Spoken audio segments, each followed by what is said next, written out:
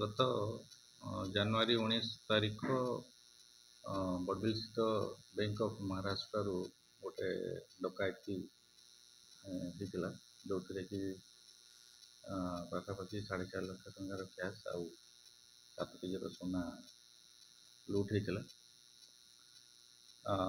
ସେ ଲୁଟ୍ ଘଟଣାରେ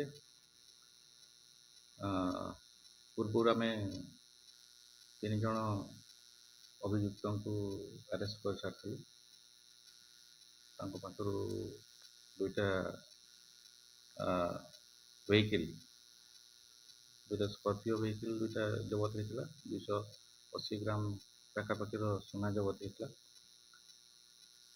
ଆଉ ସେଇ କେସ୍ରେ ଗତକାଲି ଆଉ 2 ଜଣ ଅଭିଯୁକ୍ତଙ୍କୁ ଆମେ ଆରେଷ୍ଟ କରିଛୁ। ସନ୍ତୋଷ କୁମାର ଏଲିଆସ୍ ପାସୱାନ ଆଉ ଜଣେ ନବୀନ କୁମାର ଏଲିଆସ୍ ଯାଦବ, ଏ 2 ଜଣଙ୍କୁ ଗତକାଲି ଗିରଫ କରାଯାଇଛି। ଆଉ ତାଙ୍କ ପାଖରୁ ଗୋଟେ ଗୋଲ୍ଡ ଚେନ୍, ଗୋଟେ ଗୋଲ୍ଡ ରିଙ୍ଗ ଆଉ 2ଟା ଭିଭୋ ଫୋନ୍, 2ଟା ଆଧାର କାର୍ଡ଼ ଜିନିଷ ଜବତ ହେଇଛି। ଆଉ ଆଜି ତାଙ୍କୁ କୋର୍ଟକୁ ଛଡ଼ା। ଆଜି ଅଳଙ୍କାର କେତେ କ'ଣ ଜବତ ହେଇଛି? କେବଳ ଗୋଟେ ସୁନା ଚେନ୍, ଗୋଟେ ସୁନା ରିଙ୍ଗ, ଏତିକି ଆଜି ଜବତ ହେଇଥାନ୍ତା।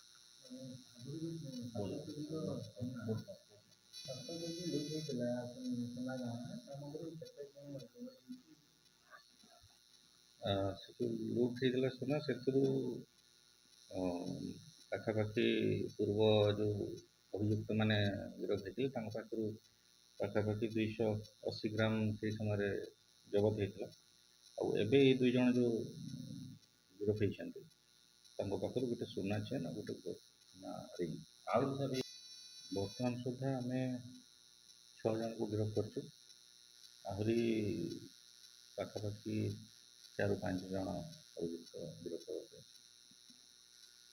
ଆଉ ଯେଉଁ ଶିବୁ କୁମାର ଯିଏ ପୂର୍ବରୁ ଆରେଷ୍ଟ ହେଇଥିଲେ ତାଙ୍କ ପାଖରୁ 20,000 ଟଙ୍କା କ୍ୟାସ୍ ରିକଭରି ହେଇଥିଲା।